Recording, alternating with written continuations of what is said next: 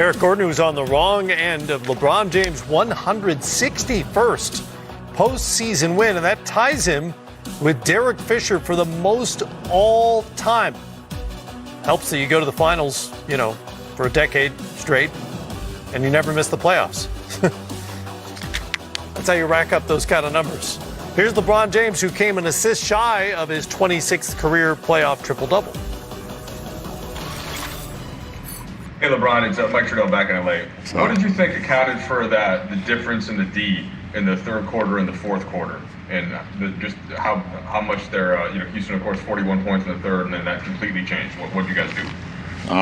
We came out in the third quarter and we gave up back-to-back threes. All just straight breakdowns. And once you allow a team like that to get going, then it's hard to reel them back in. So that was the result of the third quarter. Got an opportunity to, catch our breath, from the third quarter to the fourth quarter, fortunately, and we was able to turn the ship and make the adjustments to combat what we did in the third quarter and be positive in the fourth. You really asserted yourself to start that fourth quarter, going to the rim for the dunk, then you got up in transition. What were you noticing about the way Houston was defending that had you take that path to start the fourth quarter?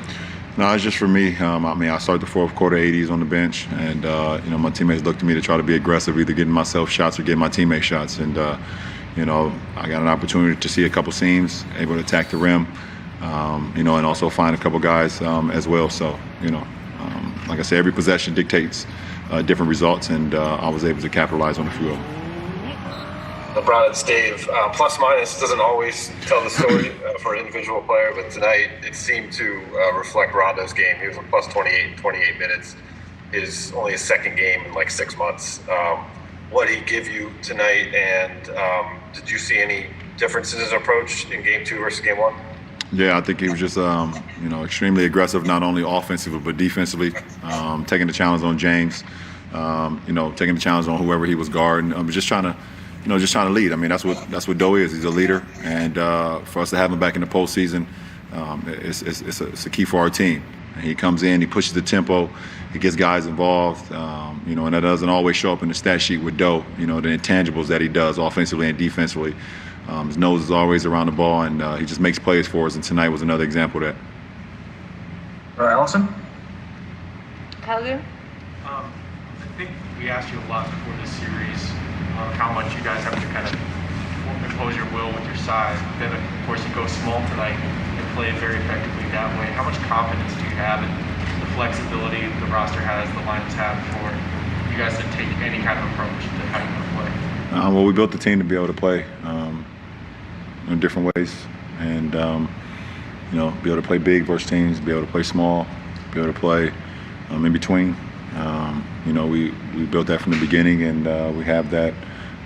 Always had that in our toolbox, and tonight was an example of that, being able to go to that. Smooth was Markeith. Sorry, you might not know his nickname. Keith was spectacular off the bench, giving us that instant offense, but just his grit. We love having him on the floor, but he was unbelievable for us in that second quarter.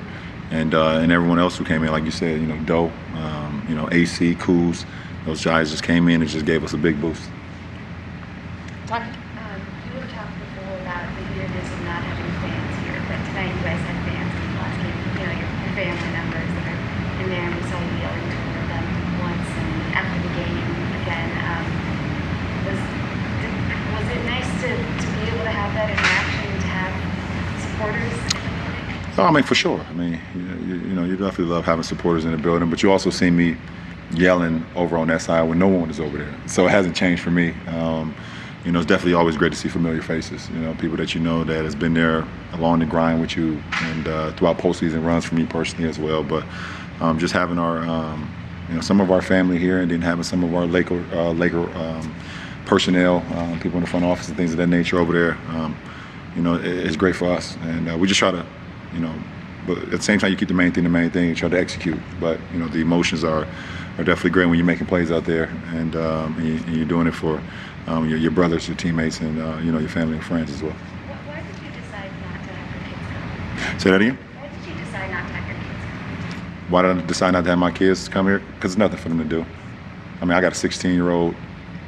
He's going to sit in the bubble and do what? I got a 13-year-old. He's going to do what? And then my 5-year-old girl, there's nothing for her to do here. The park is not open. I mean, there's only so many times she can go to the pool. You know, my kids are too adventurous and they love to do so much stuff. It makes no sense for them to be here. There's nothing for them to do here. Go outside, come back in, go outside, come back in. They can stay in LA and, you know, they're great. There's literally nothing for them to do here. This is not a kid-friendly place, to be honest. One more question with Will. All right, yes, one more. Melissa Rowland. Hey, LeBron, you talked a lot about the Rockets' speed in the last game. Did you guys adjust to that the way you were hoping that your team would tonight? Yeah, like I said after game one, sometimes you need one game to be able to understand the speed that they play with. And I think we adjusted from game one to game two. Extremely fast team. They have, you know, everyone keeps talking about the small ball, but their speed and their activity defensively and offensively is something that can catch you off guard, you know, from, you know, like a game one situation. And we got a feel for that. And we understand how hard and how much, you know, every possession and how much scrambling and how much running and how much pace and how physical, you know, the game is going to be versus this team, because they're very good, extremely good, no matter who's out on the floor. So we did a good job of that tonight. All right. Thanks, LeBron. All right, and from LeBron straight to the Lakers' leading scorer tonight, Anthony Davis with 34. You know, and then we just try to combat the run, knowing that was their run, and we try to make a run of our own. So, you know, with this team, they're never out of the game because of the way they shoot the ball. Hey, Anthony, Mike Trudell back in LA. Have you noticed a difference from where you're getting your shots when you're in with the small lineup, like as the, you know, quote unquote 5, versus if you're playing the 4? Just given how unique defensively, is there a difference in you from where you're getting your looks? No, I think they all around the same area. Just trying to play closer to the basket and play a little quicker. But I think the shots are the same.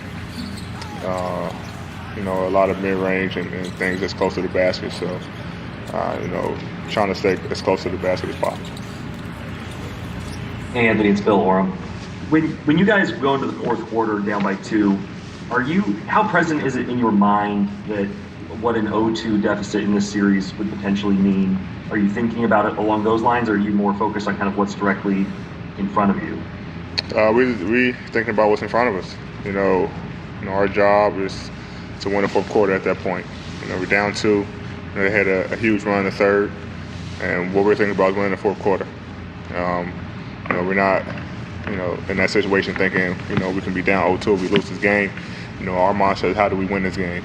And, you know, we came out with a defensive mindset.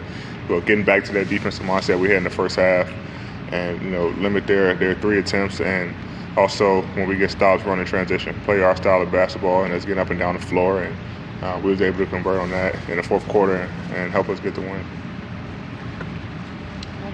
Kyle Goon? You guys obviously had a really good run. I know you went off court, but Markieff and Rondo had a good run, and then you come in and you guys are still beaten by a lot. Where do you guys get the confidence to play well and find some sync with these lineups that just have not played together a lot this year? We have a veteran group. You know, guys stay ready. You know, Markieff been in the league for a while. Doe's been in the league for a while. And these guys, you know, trust their work. They come in and work every day and, you know, put in the time to better their craft. And when they get on the floor, 2 guys who aren't afraid of anything, afraid of big shots, you know, aren't afraid of guard, you know, the best player. So when they come in the game, you know, they're ready to play. You know, they stay ready, and it showed tonight. And we're going to need those guys for the remainder of the series. Anyone else? Good? Will, anyone on your end? Yes, I can take 2 more. Sure. Andy? Hey, Anthony. From your perspective defensively, how much of a difference was there with you guys in the first, second, and fourth quarter when you were really holding down Houston and they were struggling to score versus that third in terms of execution versus just them making shots? In the third quarter, our rotation was kind of bad. You know, we want to getting out to their shooters and kind of got them back in their rhythm. You know, in the first, second, and fourth, we were kind of, you know, our rotation was on point, and we were closing out to their shooters, making them drive the basketball, you know, and shoot too. So, you know, they came out very explosive, you know, from three in that third quarter and get back in the game, and you know, they got a little rhythm. And so we try to, you know, cut their water off and make sure that you know, they beat us another way than over the top. Last one from me, Michael Duarte.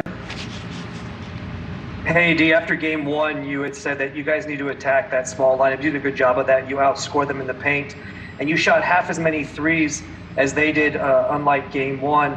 My question for you is, when they get hot like that in that third quarter and they're hitting their threes, how do you guys not overreact and try to like shoot threes back to kind of counter their run and stay within yourself? Playoff style of basketball. You know, we can't, you know, get down that they make shots. They're a great three-point shooting team. They shoot a ton of threes. They're going to make some. Our job is to get it out the rim and push.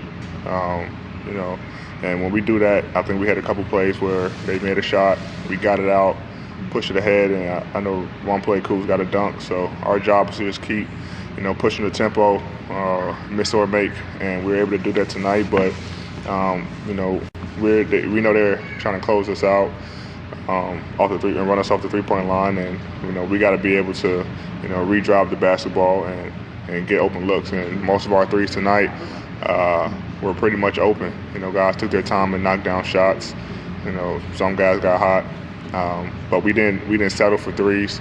We made sure we attacked the basket and was able to get some easy looks at the rim, which opened the floor up even more for us. All right. Thanks, Adi. Yep. Thanks, Will. Thanks. An NBA record-tying 161st postseason win for LeBron James and #1 in this series. We're all tied up. We'll look ahead to